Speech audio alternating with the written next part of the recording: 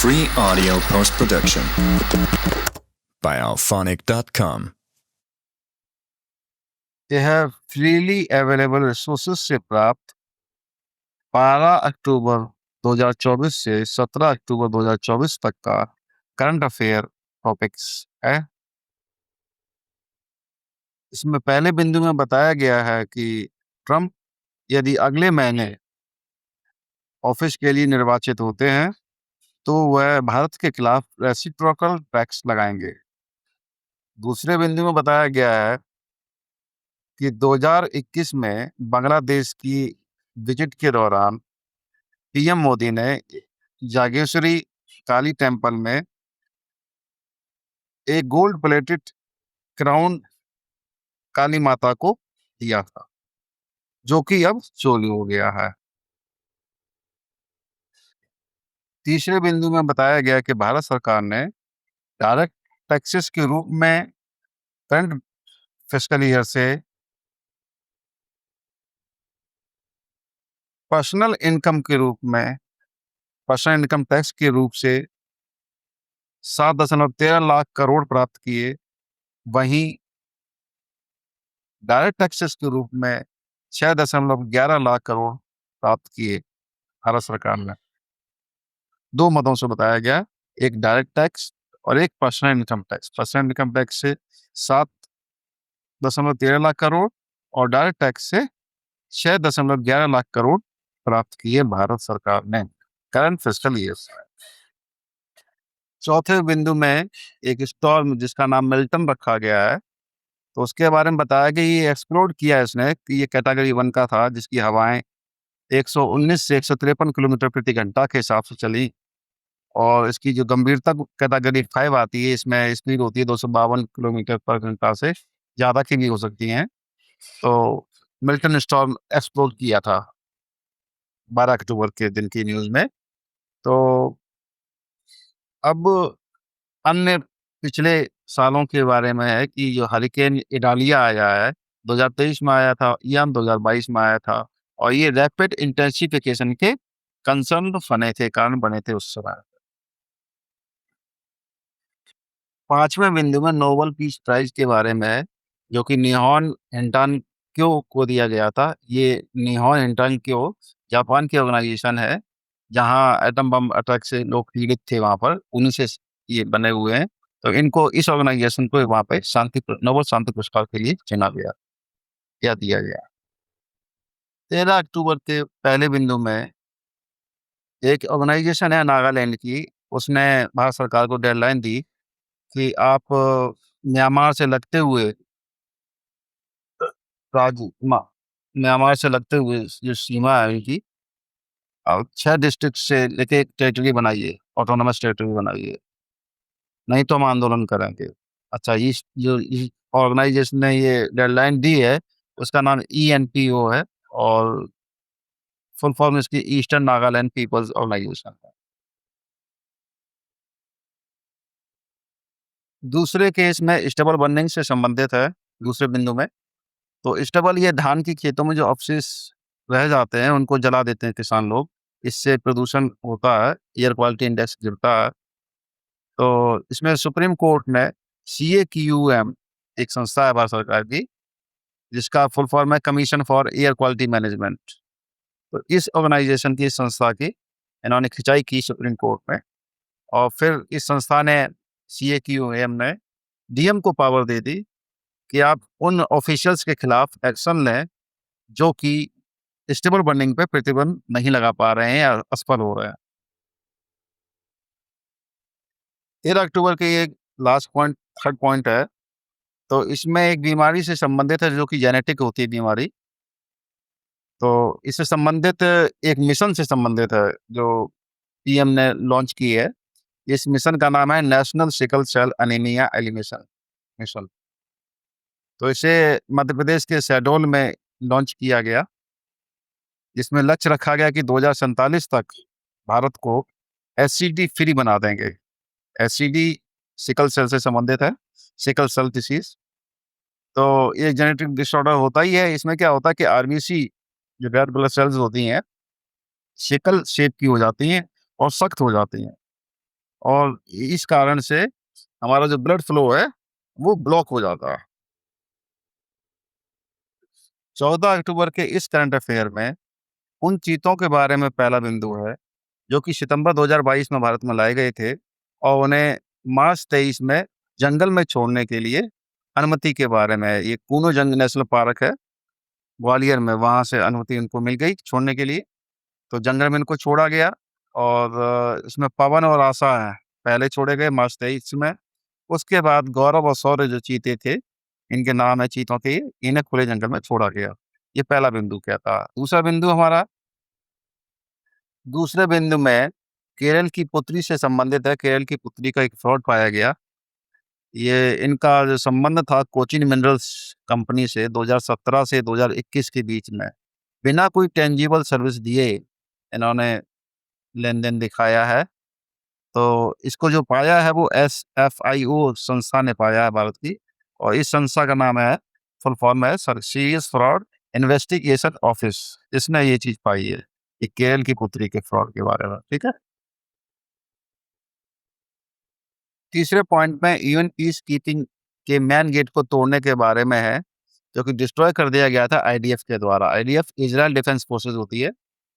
तो इनके टैंकों ने बता रहे हैं कि यूएन पीस कीपिंग का जो मैन गेट है उसको डिस्ट्रॉय कर दिया था, और इसकी शिकायत की थी UN interim force in Lebanon, UNIFIL जिसे कहते हैं, तो उसने शिकायत की थी।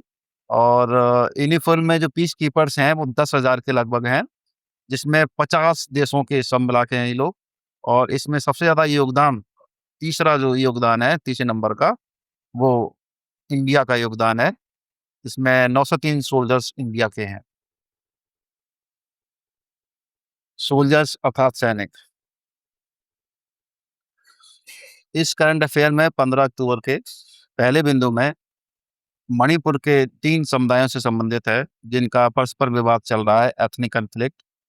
तो इसमें क्या है, मिनिस्ट्री ऑफ होम अफेयर्स जो MHA है, इसने एमएलए, मणिपुर के एमएलए को बुलाया है इन 3 मेजर कम्युनिटी से। और 3 मेजर जो कम्युनिटीज़ हैं, उसमें है मैतेई, कुकी-जो और नागा। दूसरे पॉइंट में दिल्ली यूनिवर्सिटी के एक पैनल के बारे में, 4 सदस्यीय पैनल के बारे में इन्होंने गठित करी है, इस संदर्भ में कि मिनिस्ट्री ऑफ एजुकेशन के जो रिप्रेजेंटेटिव हैं, वो यूनिवर्सिटी के एजुकेटिव काउंसिल में शामिल होने थे। तो जो शामिल होने हैं, उसके बाद फिर वो क्या प्रभाव पड़ेगा, उसके लिए उन्होंने अपना कमेटी गठित करी है।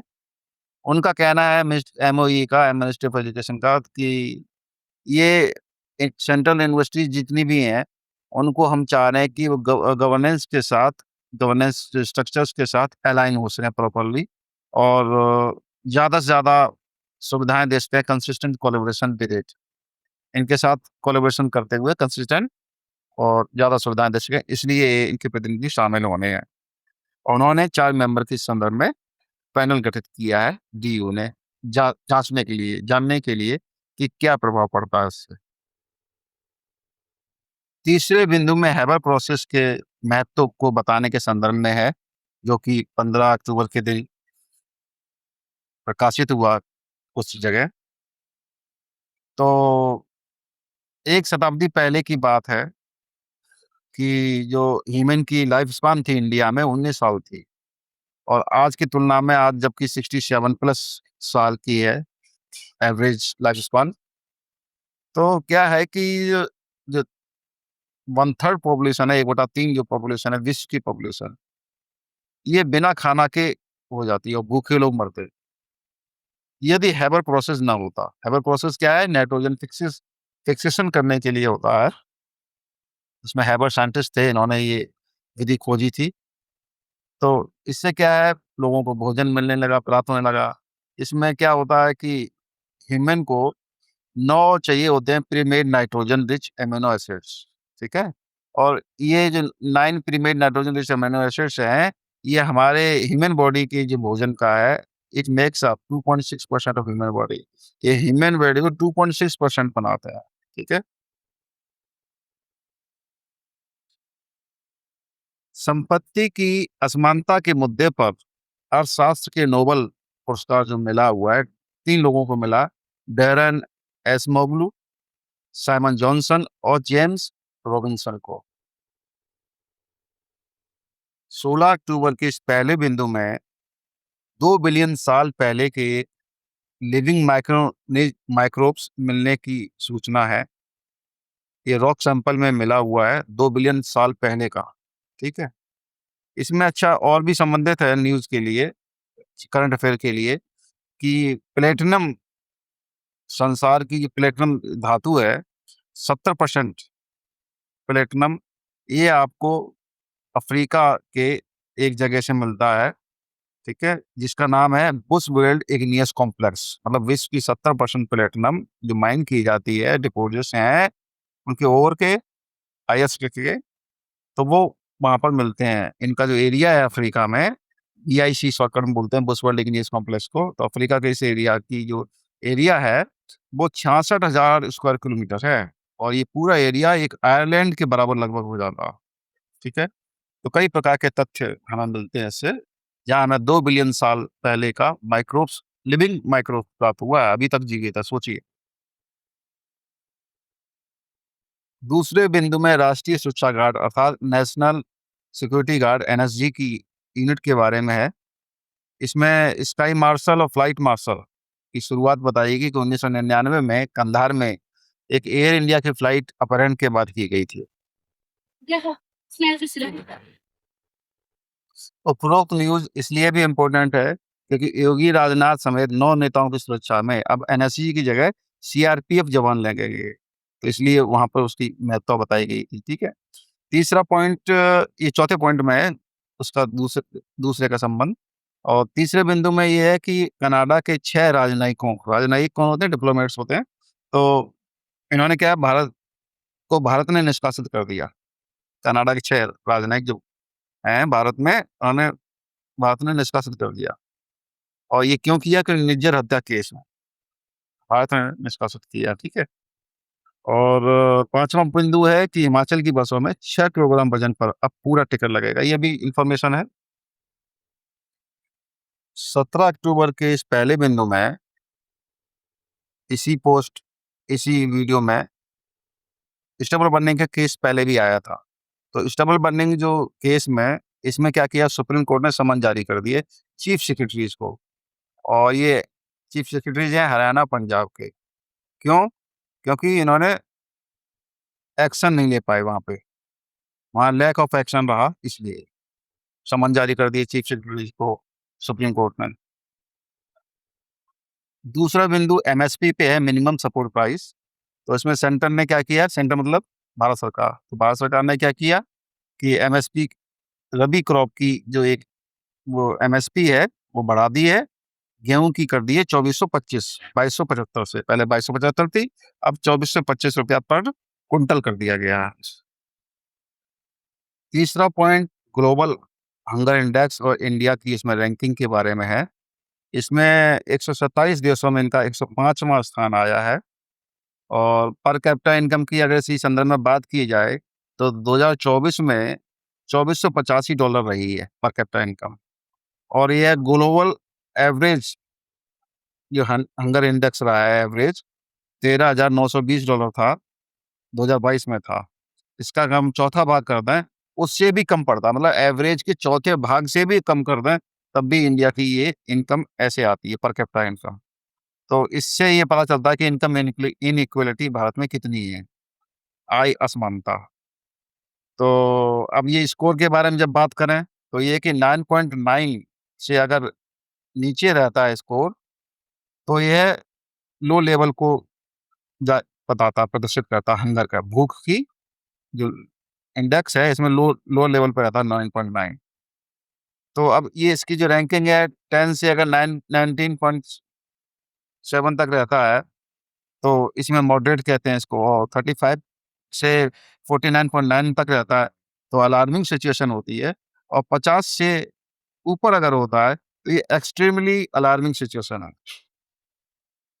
इंडिया ने 27.3 स्कोर हासिल किया इसमें। अब चौथे बिंदु में एक नोबेल पुरस्कार के बारे में है जो कि एम्ब्रोस और रुडकुन को दिया गया, इस खोज पर कि उन्होंने सभी सेलों में जो जीन का रेगुलेशन होता है उसमें RNA माइक्रो आरएनए रोल की भूमिका बताई खोजी है। सभी सेलों के जीन के रेवोल्यूशन होता है, उसमें आरएनए की भूमिका का पता लगाया, माइक्रो आरएनएस की भूमिका का पता लगाया। तो इसलिए उन्हें नोबेल पुरस्कार प्रदान किया गया। और 5वें बिंदु में है कि चाइना ने एक ऑब्जर्वेटरी बनाई है, यह जानने के लिए कि सब एटॉमिक पार्टिकल न्यूट्रिनो कैसे व्यवहार करता है और क्या इसके बारे में और जान सकते हैं इसलिए। Free audio post production by alphonic.com.